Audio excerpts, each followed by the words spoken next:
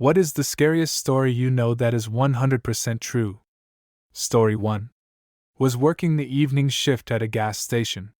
Man comes in all disoriented. I go to help him out.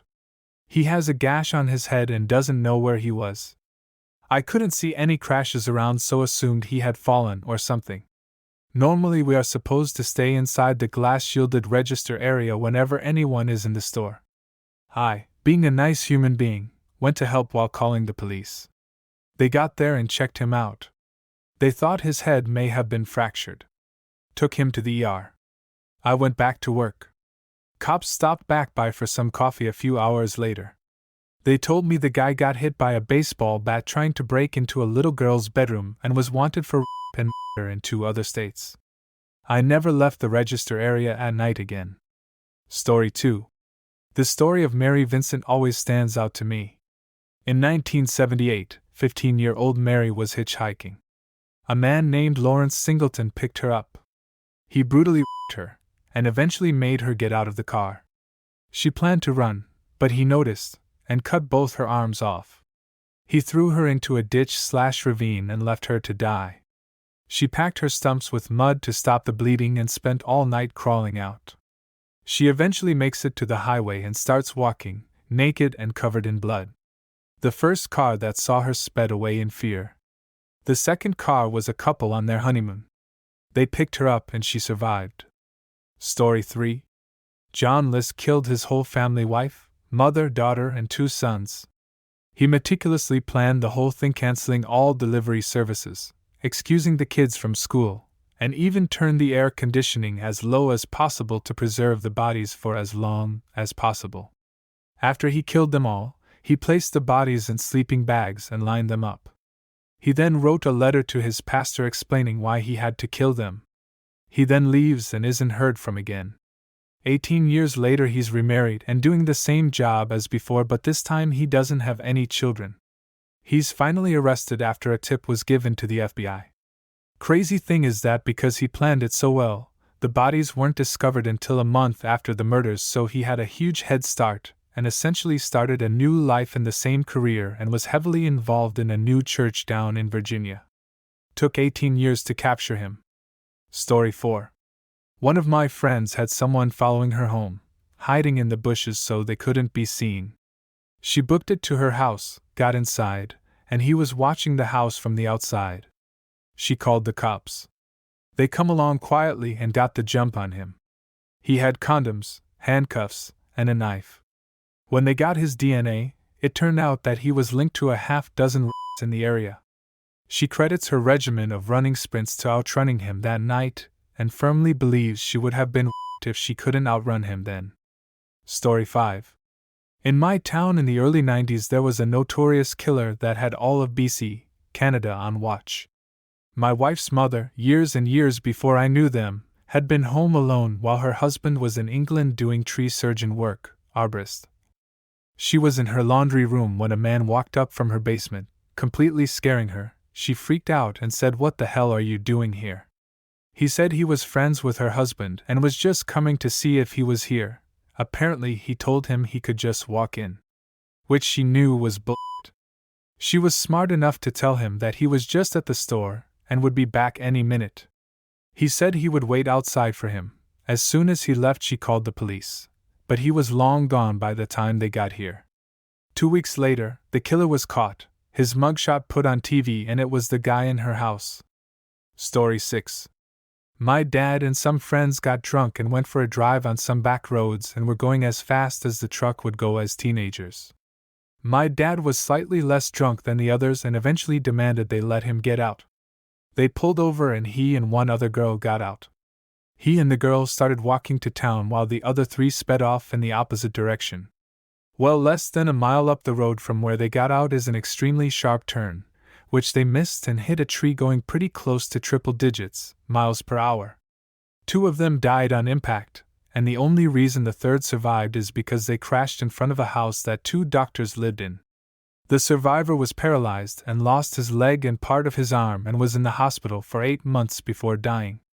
This was in the 60s, so medical care wasn't what it is today. When I first got my permit, my dad took me to that corner to explain the importance of safe driving. It gave me goosebumps about how close he was to being in the truck. He said that the dad of the driver got what remained of the truck to be hung up in the center of town for months after to be a warning to all. Story 7.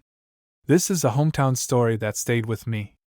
It happened literally right around the corner from where I grew up, maybe a 2-minute drive away. Judy Kirby murdered 6 children and 1 adult by intentionally driving the wrong way on a divided highway in an attempt to commit suicide.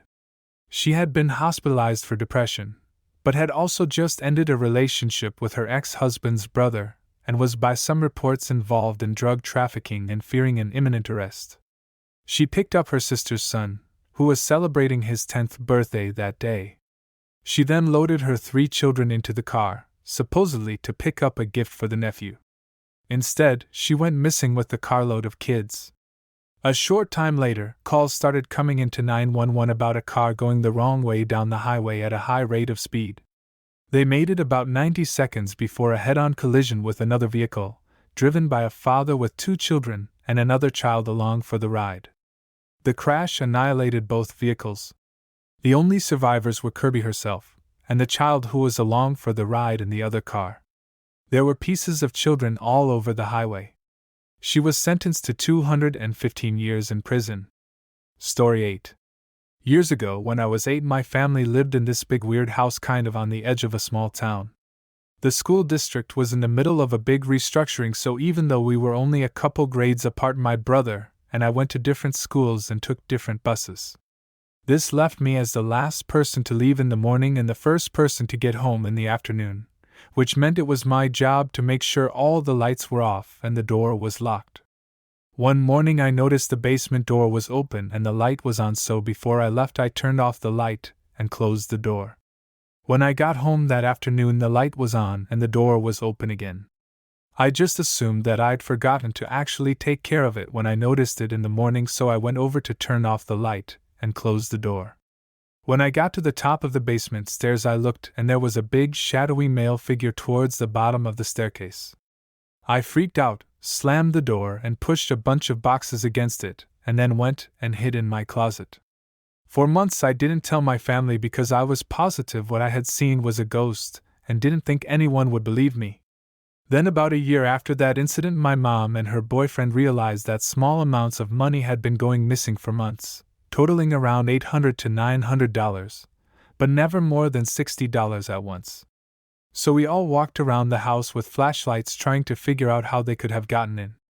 Turns out some creep was climbing in through a small hole in the outside of the house, shimmying through a crawl space, then coming up into the house through the basement. Realizing I had been alone in the house with him on at least one occasion was one of the worst, most terrifying moments I've ever had. Story 9. Nutty Putty Cave in Utah was sealed up in 2009 after John Jones was trapped upside down in a small crevice while spelunking. When rescue teams finally arrived, he had been upside down for so long that his legs were drained of blood. The only possible way to have gotten him out was to break his legs, which would have sent him into fatal shock. He died after being trapped for 28 hours. His body's still in the cave. Story 10. I'll tell you one that happened to me, or rather, I was witness to. One night, I was out at a bar with a friend I was visiting in New Rochelle, New York. We went outside for a cigarette, and a car came flying past the bar. The car burned through a red light and started going up this hill that was on a curve. We watched as he veered over the double yellow and smashed head-on with another car coming from the other direction. Both cars' hind ends lifted up, then slammed down.